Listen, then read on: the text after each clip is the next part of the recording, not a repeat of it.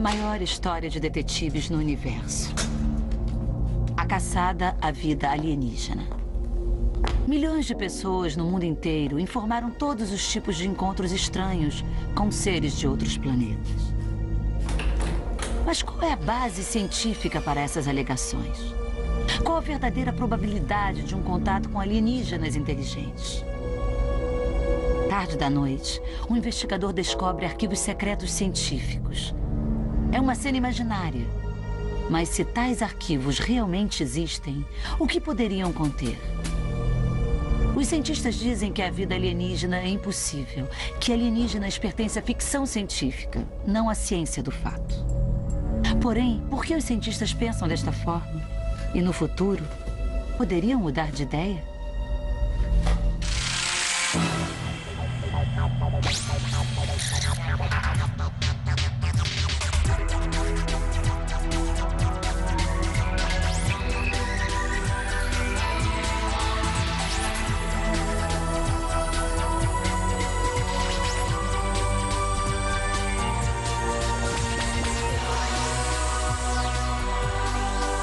Ciência do impossível.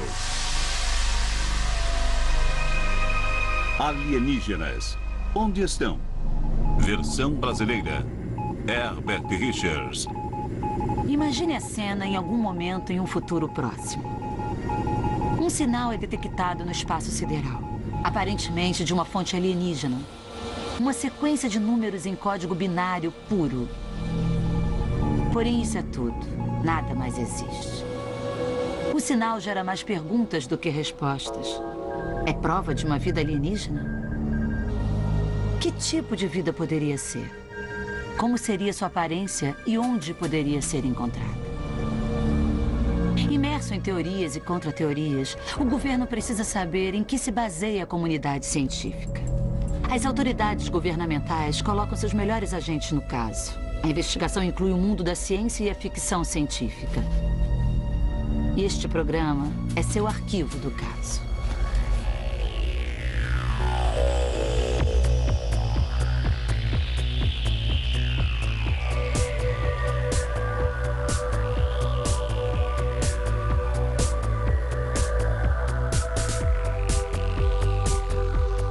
Todos nós fazemos uma ideia de como os alienígenas se pareceriam.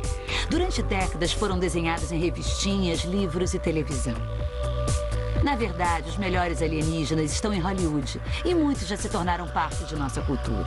Do ser amigável em contatos imediatos do terceiro grau ao monstro horrível encontrado em Alien. Muitos alienígenas fictícios foram baseados até certo ponto no conhecimento científico sobre a vida e como ela se desenvolve. Ron Cobb, de Hollywood, explica como criou os monstros para a Guerra nas Estrelas. Eu exagerei. Eu escolhi um planeta e o imaginei. E então pensei em criaturas bastante bizarras, cabeças de martelo, vindas de um local anacrônico, locais como pântanos. E fui criando passo a passo até ter uma composição do todo. Quando teorizaram sobre a vida alienígena e como ela se pareceria, os cientistas jogaram um jogo semelhante à vida. Eles disseram, é formatada pelo ambiente. Ambientes diferentes produzem diferentes formas de vida, como grandes guerras e evolução. Microbiólogo britânico Andrew Steele. Se pudesse imaginar uma superfície radioativa, poderia imaginar, talvez, através da evolução, criaturas com exoesqueletos mais resistentes surgindo devido às pressões da evolução. Poderia imaginar exoesqueletos cobertos com placas que surgiriam com o seu crescimento, protegendo assim o seu corpo e seus órgãos.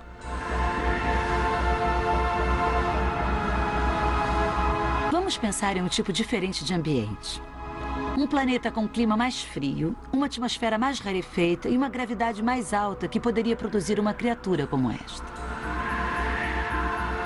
Tal criatura seria pesada, musculosa, coberta de pelos e seus pulmões localizados na extremidade externa do corpo. Porém, condições planetárias apenas não são o único fator. A vida se desenvolve de várias formas. Não se pode prever o rumo que esta vida tomará. Muitas pessoas me perguntam como seria a aparência dos alienígenas neste tipo de planeta, ou que tipo de planeta. Como o tipo de planeta determinará a sua aparência? E a resposta é, não determina. Se estudar, se refizer a evolução deste planeta, terá criaturas totalmente diferentes. Se não é apenas o ambiente, o que mais possui um papel na formação da vida? Para descobrir isto, uma equipe de cientistas criou um grupo chamado Contato.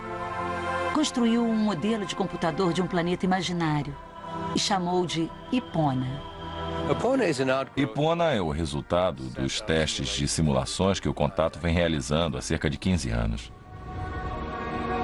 Ipona começou com um teste experimental científico para criar um mundo, uma forma de vida. Evoluiu neste mundo usando princípios científicos e utilizando cientistas, escritores e artistas para fazer isto. Após programar o modelo Ipona com uma gama de dados ambientais, os membros do Contato aguardaram e observaram a vida tomar forma. Árvores estranhas cresceram, feitas não de madeira, mas de músculos. Surgiram insetos diferentes. Porém, por que a vida adquiriu esta forma em Ipona? A resposta é simples: por acidente. Realmente, a própria história da Terra está coberta por vítimas acidentais de ambiente. Exobiólogo Jack Farmer, da NASA. Há 60 milhões de anos, a Terra era dominada por uma forma diferente de vida. Estes são os dinossauros, que formam um grupo variado e de grande sucesso. E devido à mudança climática global e talvez ao impacto do asteroide e eventos relacionados, estas formas foram extintas e isso reiniciou o relógio, por assim dizer, permitindo que uma nova forma assumisse, principalmente os mamíferos. E isso eventualmente nos levou, através de uma série de outras mudanças ambientais, somos basicamente o produto da última era glacial. E assim, se andarmos com o relógio para trás, se aqueles eventos não houvessem ocorrido, quer dizer, poderíamos andar como quadrúpedes hoje com um rabo.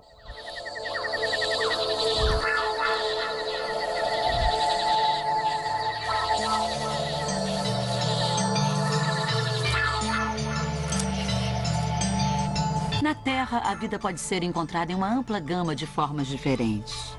O motivo? Tudo se faz pela necessidade. Após ambiente e acidente, a terceira lei da evolução é a utilidade. Não temos a tendência de crescer da maneira que estávamos acostumados. Portanto, se uma forma de vida parece estranha, isto ocorre com um propósito. Alguns cientistas acreditam que alienígenas não seriam mais estranhos do que algumas das criaturas estranhas encontradas na Terra. Porém, nem todos concordam. Peter Cochrane é o chefe de pesquisa da British Telecom. Ele acredita que os alienígenas poderiam ser tão estranhos que nós nunca os reconheceríamos. Nosso problema é que tivemos apenas experiências com uma forma de vida e uma forma de inteligência. E são baseadas no carbono. Ou seja, ou nós ou os animais. A realidade é que não temos definição, nem definição científica para a vida ou inteligência. E a grande pergunta é, seremos sábios o bastante para identificá-los quando chegarem?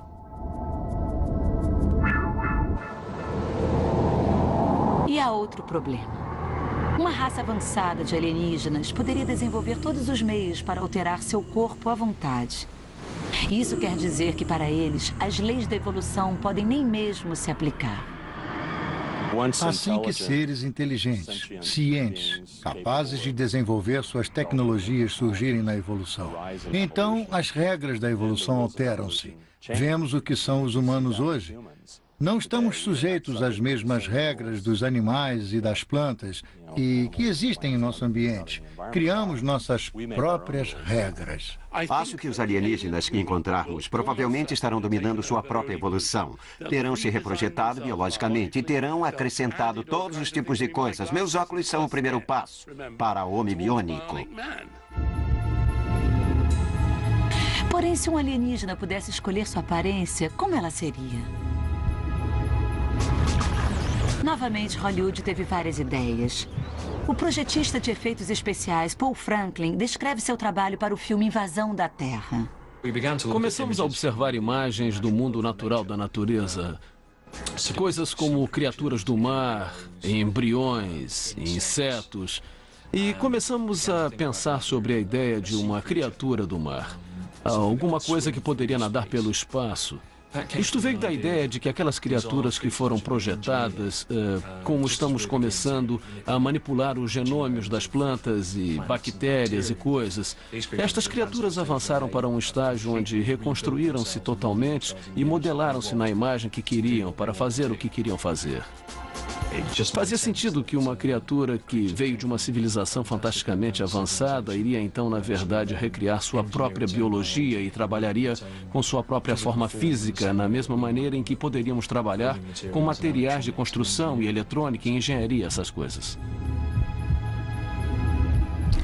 Porém, se os alienígenas fossem reais e encontrássemos um enquanto passeássemos no bosque, como é que poderíamos saber?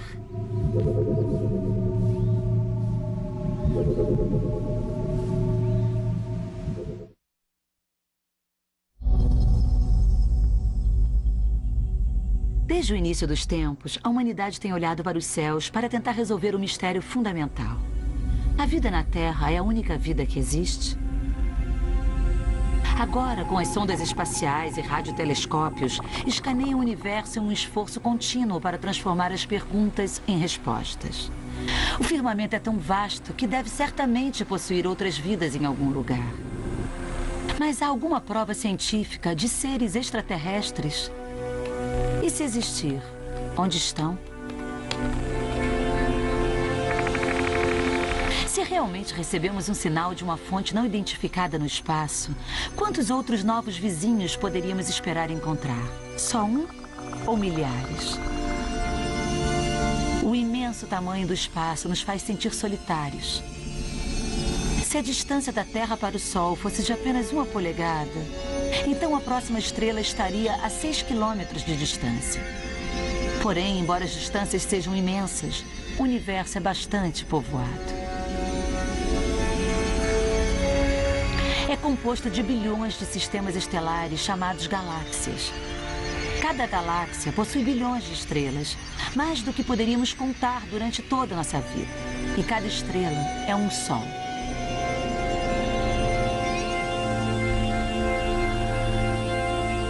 Nosso Sol é uma fonte de luz e calor vital para a nossa sobrevivência.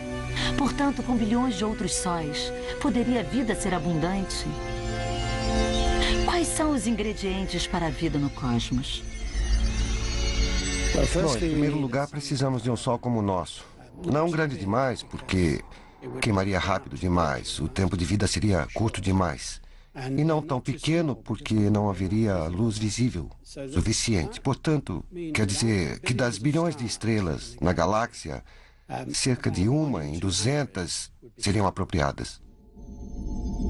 Ainda são muitos sóis. Mas quantos destes sóis têm planetas em suas órbitas? Planetas onde a vida poderia surgir e se manter? Acreditamos que a maioria das estrelas solitárias tem planetas. Mas então a pergunta é, quantas delas são suficientemente como a Terra para possuir vida? Podemos calcular a probabilidade de um planeta entrar no que chamamos de zona habitável. Não deve estar próximo demais do Sol, como Vênus, ou do contrário, ferveria.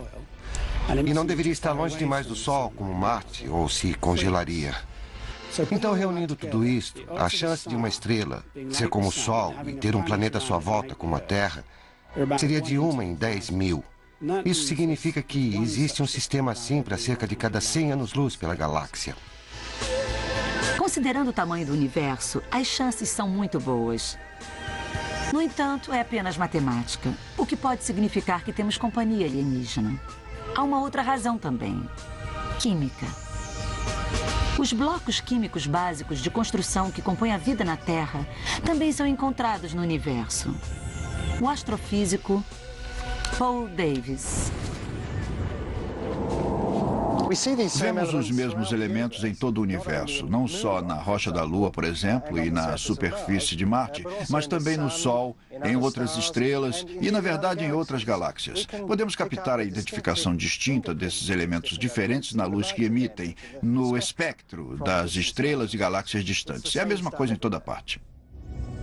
As forças universais continuamente reciclam estes ingredientes. Enormes nuvens de gás, milhões de vezes maiores do que todo o nosso sistema solar, estão condensadas pela gravidade para formar bilhões de estrelas cadentes.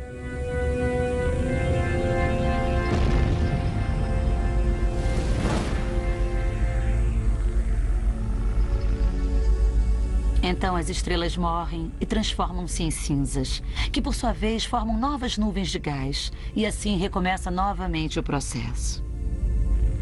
Não há uma nova química. Rochas, estrelas, cometas e pessoas são todos compostos da mesma coisa. Somos todos compostos de pó estrelar. O principal destes elementos básicos da vida é o carbono. Se a vida existir fora da Terra, será baseada em carbono, como nós. Por quê? Porque molécula de carbono tem facilidade para unir-se a outras moléculas para formar uma química mais complexa. O carbono é uma ponte química universal. Acho que o elemento mais importante deve ser o carbono, porque o carbono tem a habilidade de combinar-se com outros átomos de carbono para compor uma ampla gama de moléculas que entre si combinam-se com hidrogênio e oxigênio e nitrogênio e fósforo e assim por diante. Mas há outro ingrediente fundamental para a vida: a água. A água ajuda os elementos básicos da vida a unirem-se e desenvolverem-se no que os cientistas chamam de a sopa química. Traços de carbono e água foram encontrados por todo o universo. Porém, isto significa traços de vida? Eu acho que nos últimos 10 anos, mais ou menos, ganhamos muito mais experiência com os extremos de vida na Terra. Abrimos um novo conjunto de horizontes em termos de exploração do espaço para evidências de vida. Muitos dos planetas que pensamos antes não eram muito interessantes, têm agora muitas possibilidades. No planeta Terra, na época em que obtivemos os primeiros ambientes habitáveis, como compreendemos, ambientes de água líquida, basicamente, a vida estava lá. E se é tão fácil originar a vida, parece que pode ser algo bem comum no cosmos. Assim que a vida surgiu na Terra, rapidamente espalhou-se por todo o planeta. E assim que a vida começa, é bem difícil extingui-la. Na verdade, pesquisas recentes têm revelado como a vida pode ser resistente. No Parque Yellowstone, organismos estão proliferando na água fervente. E mesmo nas condições letais mais tóxicas, a vida pode florescer. Também sabemos que a vida pode se sair muito bem em dejetos radioativos. Há bactérias que são encontradas dentro de ambientes de grande radiação de dejetos nucleares. Há organismos que podem viver em ambientes extremamente ácidos, onde você ou eu morreríamos. Então a vida primitiva poderia existir em outro lugar? Talvez até em condições mais adversas nos outros planetas do nosso próprio sistema solar? É uma pergunta que a NASA quer responder, mas até agora a NASA não chegou a uma conclusão.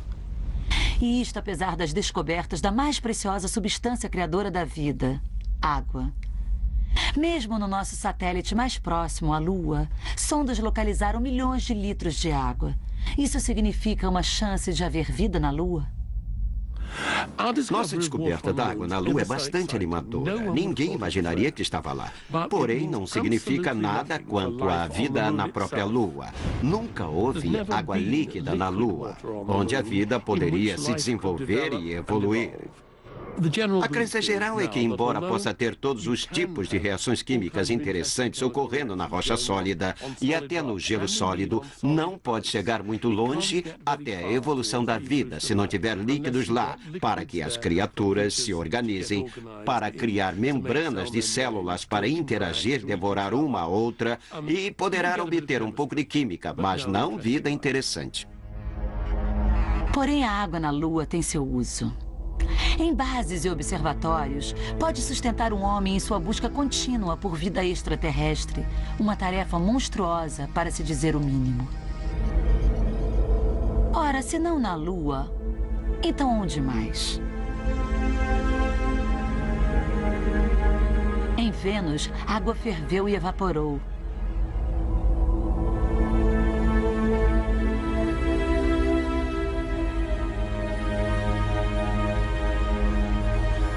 Marte já teve água e pode ter contido vida. Porém, a água muito desapareceu e com ela a vida. Mas os cientistas têm esperanças de encontrar traços de vida em Marte, o suficiente para enviarem a sonda Pathfinder para dar uma olhada.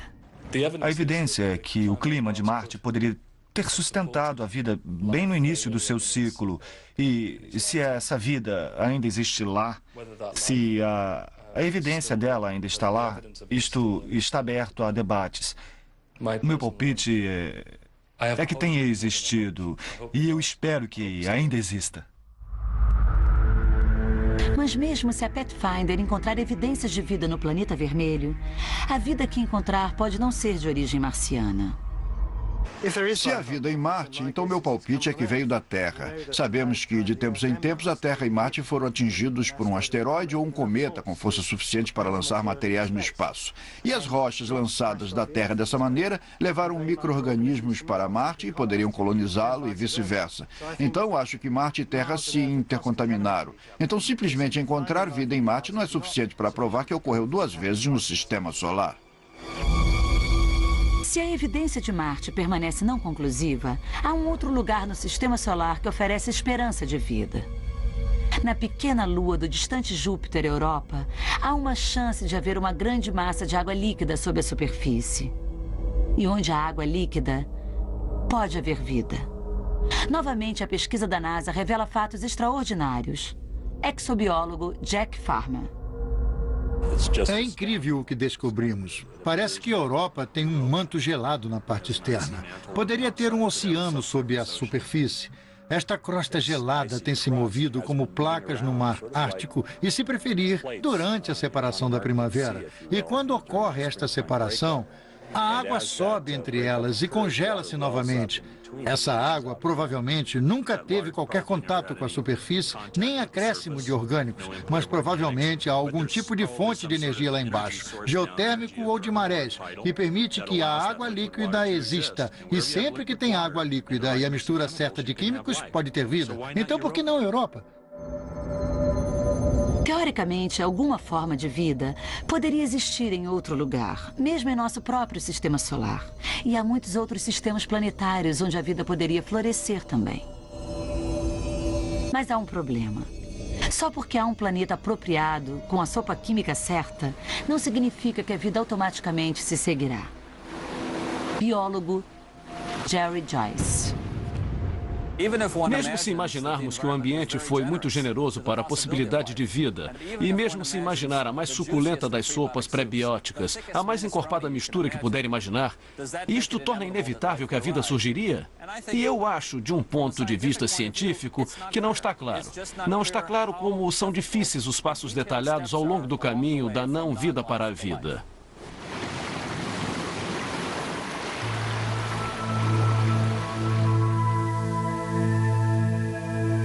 Os cientistas simplesmente não sabem o que promove a vida. Conhecem os ingredientes e a receita. Podem imaginar a probabilidade, mas isso é tudo. O que eles sabem é que uma vez que a vida teve início, uma única célula existe e começa a se dividir. A evolução assume o comando. A vida se desenvolverá de formas ainda mais complexas. Se há formas de vida unicelulares lá, inevitavelmente progrediram para formas de vida mais avançadas. Isto significa que as chances das civilizações alienígenas aumentarão. Se a vida na Terra surgiu de algum gigantesco acidente químico, apenas o embaralhamento aleatório de moléculas, então eu acho que vamos estar sozinhos no universo. Porém, se por outro lado, e como eu acredito, as leis subjacentes do universo foram criadas a favor da complexidade, então essas mesmas regras funcionarão em outros planetas como funcionaram aqui e o universo estará repleto de vida.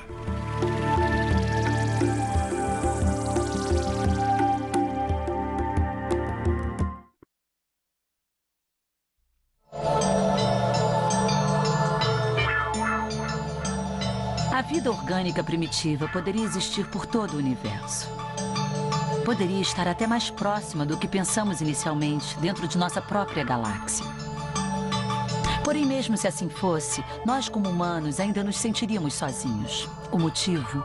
Não existe ainda nenhuma evidência de vida que pode se comunicar.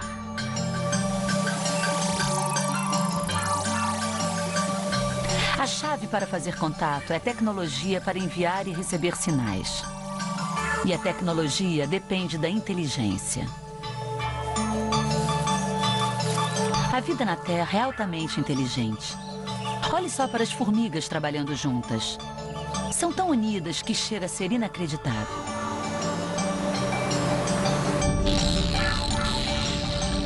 Os especialistas dizem que os golfinhos e os chimpanzés são bastante comunicativos. Mas nenhuma destas espécies demonstra a compreensão da tecnologia que nós temos. Não há computadores de gatos, nem rádios de golfinhos e nenhum sistema de telefonia dos chimpanzés. A inteligência humana é única. A inteligência humana é realmente um conceito bastante complexo, porque ocorre em duas partes. Há muitos animais que são inteligentes. E são inteligentes por si mesmos. Mas o que fazemos ao crescermos é captar muito do que chamamos exteligência, das coisas à nossa volta, dos nossos pais, das bibliotecas de livros. E isso possui muito mais informações do que a inteligência que está dentro de nós. O que nós como pessoas temos é a capacidade de aprender e a capacidade para lembrar o que aprendemos. A memória está no coração do desenvolvimento tecnológico. E somos capazes de compartilhar nosso conhecimento devido a outra parte única de nossa composição como seres humanos. Podemos falar.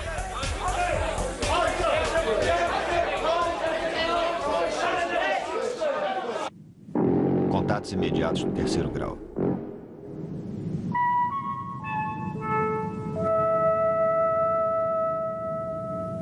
Como no filme clássico Contatos Imediatos do Terceiro Grau, se uma raça de alienígenas inteligentes fizer um contato significativo conosco, de algum modo também deverá falar.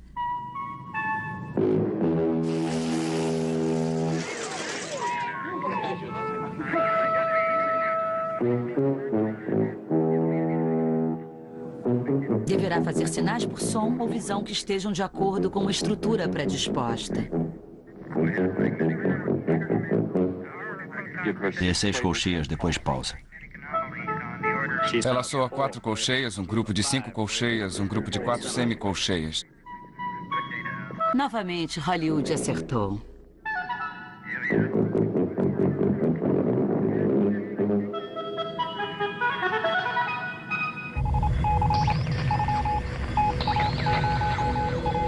Astrônomos do rádio acreditam que verdadeiros alienígenas usariam uma forma universal de comunicação.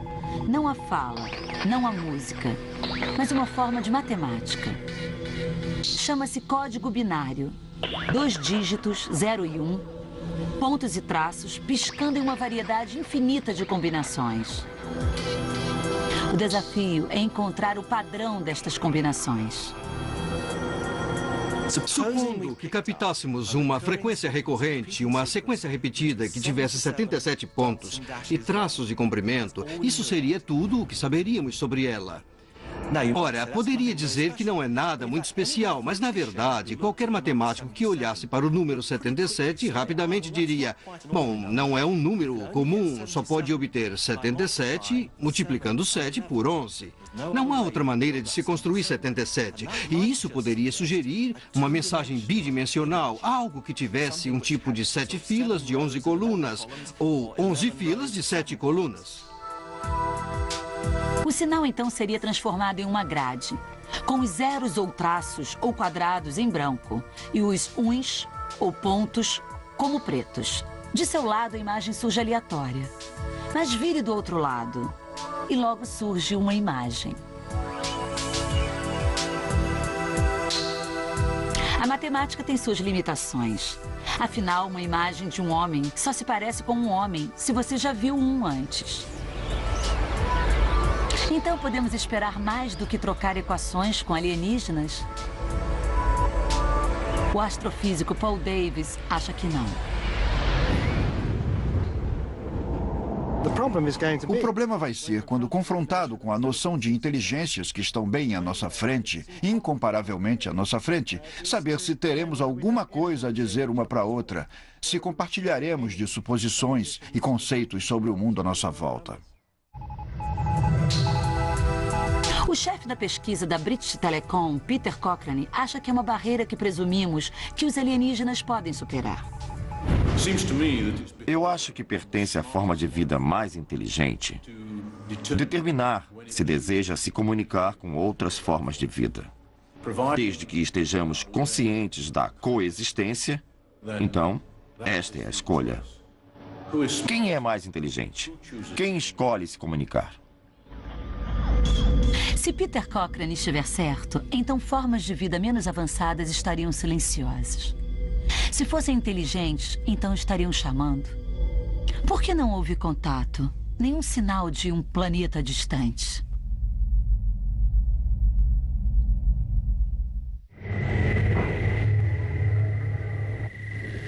Contato. Cortesia da Warner Bros.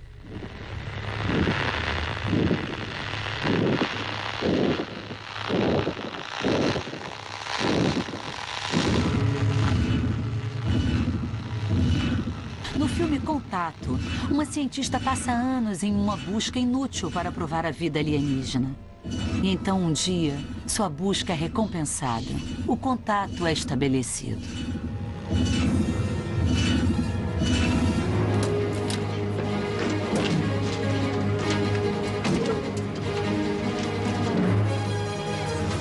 Declinação!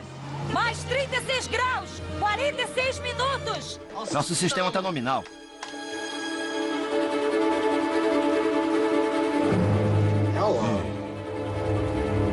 Preciso de uma checagem total do sistema. Coordenadas confirmadas. O Willy está checando o sistema agora. Na vida real, um grupo de cientistas tem procurado fazer contato com alienígenas há 40 anos.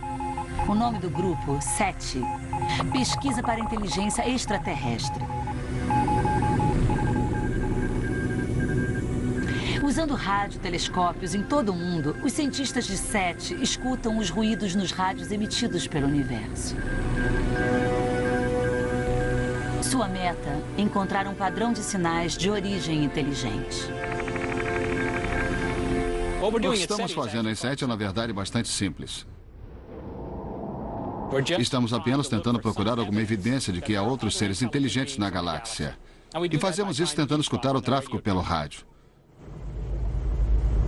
Colocamos nossos receptores para ouvir entre 1 e 3 GHz no dial do rádio. E isso não é totalmente um palpite.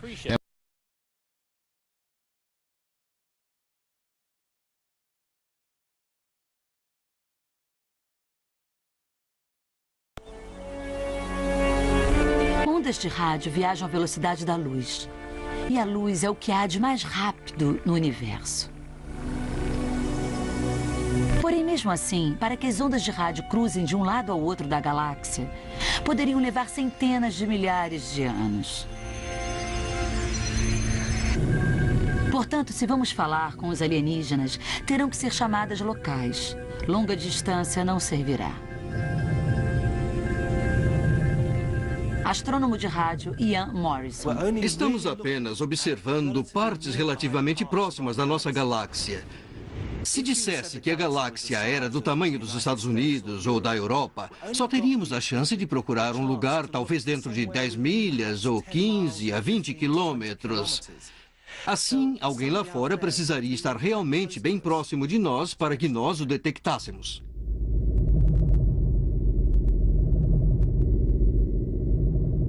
Embora radiotelescópios sejam os dispositivos de escuta mais precisos que temos, a busca por sinais das estrelas não é nada fácil. E erros acontecem, como o radioastrônomo Richard Davies explica. A última busca que foi feita, e foi na Austrália, encontrou duas coisas. A primeira foi um forno de micro-ondas lá embaixo, onde estavam preparando seu chá. E a outra foi no espaço e causou grande excitação até alguém perceber que era uma das naves espaciais pioneiras. Encontraram forma inteligente de vida, mas era nossa, que enviamos para lá há muitos anos. Cientistas da SETI agora evitam tais erros usando seus telescópios em pares. Em Arecibo, em Porto Rico, e no Observatório Nacional Britânico Jodrell Bank, cientistas monitoram 50 milhões de frequências de rádio, o que equivale a escutar todas as transmissões de rádio e televisão da Terra simultaneamente. Seth Shostak está otimista de que mais cedo ou mais tarde sua busca será recompensada. Acho inconcebível que sejamos a única inteligência na galáxia. Não acredito que estão aqui. Não fizemos contato, nem pelo rádio ainda. Portanto, no momento, de algum modo, estamos sozinhos. Porém, não acho que estaremos por muito tempo. Durante anos, os astrônomos da SETI escanearam os céus sem sucesso. Seu fracasso em fornecer evidências de inteligência alienígena causou preocupação entre muitos colegas cientistas. Considero bastante significante que nada tenha sido encontrado, porque parece que é bastante silencioso lá fora. E se houvesse milhões de civilizações tecnológicas sinalizando umas para as outras em faixas de rádio, então eu sinto que já deveríamos tê-las escutado. Se estão lá fora, por que demoraria tanto tempo para ouvi-los? Para o astrofísico australiano Paul Davies, é tudo uma questão de tempo. A vida na Terra levou 4 bilhões de anos para evoluir de micróbios para homens, se posso me expressar assim.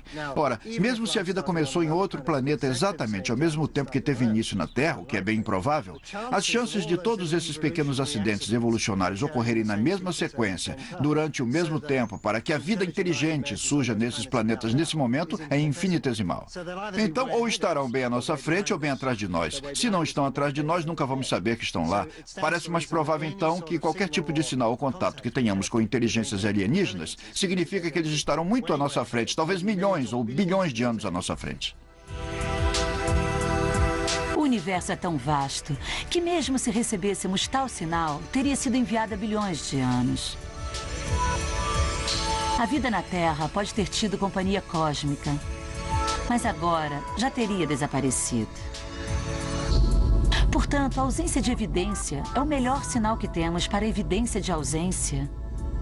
O físico britânico Frank Close tem uma abordagem de maior bom senso. Se acredita que há muitas formas inteligentes de vida, terá que explicar, porque nenhuma delas ainda não conseguiu fazer contato conosco. Ora, as explicações que encontramos podem explicar bem porque uma ou duas não fizeram. Mas e quanto às centenas de outras que imaginamos que deveriam existir por lá? A resposta é a seguinte: o motivo deles não estarem fazendo contato é porque não estão lá para fazer contato. Mesmo aqueles cientistas engajados na busca por sinais de rádio alienígenas admitem que a chance de encontrar vida inteligente dentro de uma distância razoável é ínfima. A probabilidade de haver uma civilização no mesmo estágio do seu desenvolvimento como o nosso é de quase zero. Nosso desenvolvimento tecnológico tem sido de um período de 1000 anos em um espaço de tempo de 5 a 7 bilhões de anos. A probabilidade de mais alguém estar no mesmo estado agora é quase que infinitesimalmente mínima. Por outro lado, o universo é um lugar bastante grande. Grande o suficiente para conter centenas de civilizações e escondê-las de nossos telescópios e sondas pesquisadoras. Talvez existam alienígenas lá fora que criaram um meio de cobrir o vasto golfo cósmico entre nós. E venham nos visitar. Talvez as milhões de pessoas no mundo que informaram contatos imediatos com seres misteriosos não estejam erradas. Talvez os alienígenas já estejam aqui.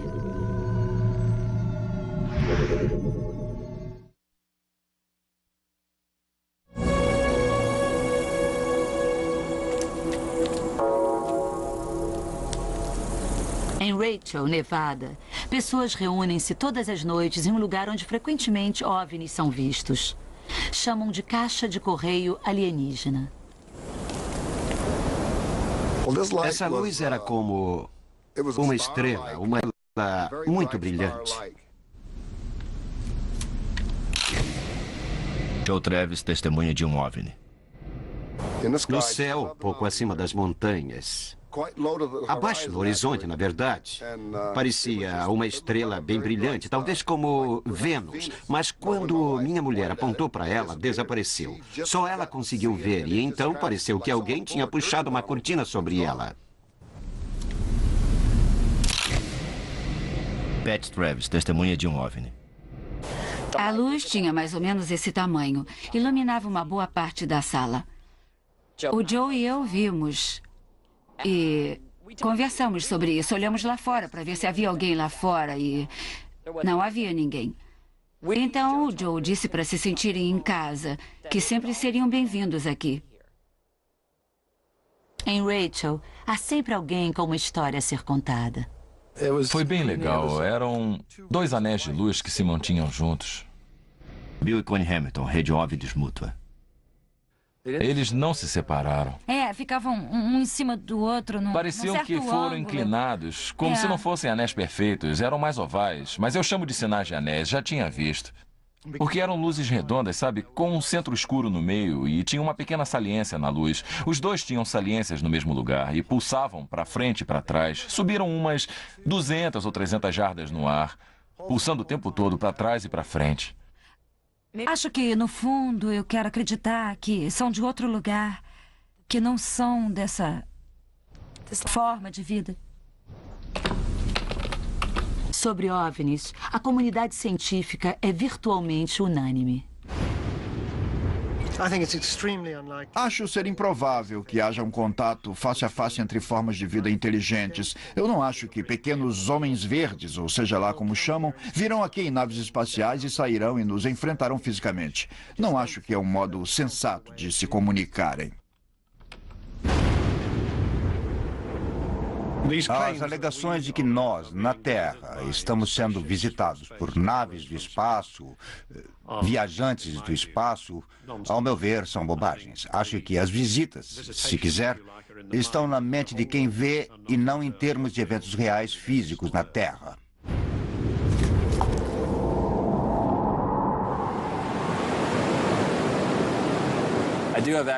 Eu tenho acesso à literatura científica e já me envolvi em um número de comitês que são relevantes a esta pergunta e posso dizer abertamente, não há evidência crível de que este planeta já tenha sido visitado por vida extraterrestre. Embora desconsiderem os relatórios dos OVNIs e visitas à Terra, mesmo cientistas mais céticos não duvidam das chances da existência de vida extraterrestre. Acho que é uma possibilidade razoável de que haja vida em algum lugar na galáxia. Acho que a química que precisou ocorrer para fazer a vida surgir não parece tão milagrosa assim. O que é bem mais difícil para mim é calcular a probabilidade de vida inteligente em outro lugar na galáxia. Para isso, eu não gostaria de dar nenhum palpite. Eu, pessoalmente, acho que estamos, na verdade, sozinhos na galáxia em termos de civilizações avançadas. Pode haver muitos planetas com bactérias neles, e não é difícil negar, mas em termos de pessoas como nós, eu acho que provavelmente estamos sozinhos em nossa galáxia. Pensem nisso. Para a vida emergir, sobreviver, evoluir e tornar-se inteligente, um número enorme de peças do quebra-cabeças deve encaixar-se em seus lugares. Primeiro, precisa encontrar a química certa. Depois, energia suficiente para promover a vida. Depois, precisaria de proteção de catástrofes acidentais, como tempestades de meteoros.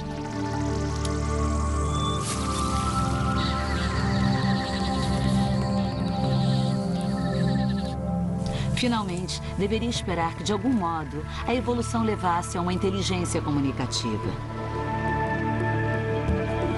No final, é a combinação única das condições na Terra e sua posição no sistema solar que permitiu que a vida inteligente se desenvolvesse. E a vida inteligente existe aqui há apenas um mínimo momento em tempo cósmico. As chances de todas essas circunstâncias serem duplicadas em outro lugar, dentro do mesmo espaço de tempo, estarem próximas o suficiente na galáxia para fazermos contato, são mínimas. Nossa estrela, o Sol, é apenas uma flor no campo.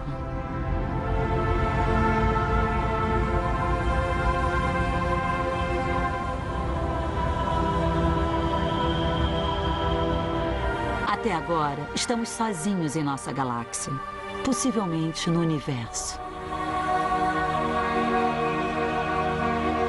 Os mistérios das luzes no céu, raptos, encontros imediatos e círculos nas plantações são apenas isso, mistérios. Não há inteligência superior no espaço com tecnologia superior esperando para intervir em nossas vidas.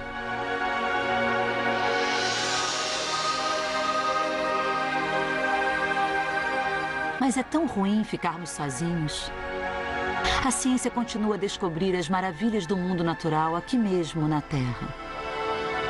Antes de olharmos para os céus, talvez devêssemos primeiro aprender a maravilharmos-nos com o milagre da vida em nosso próprio canto.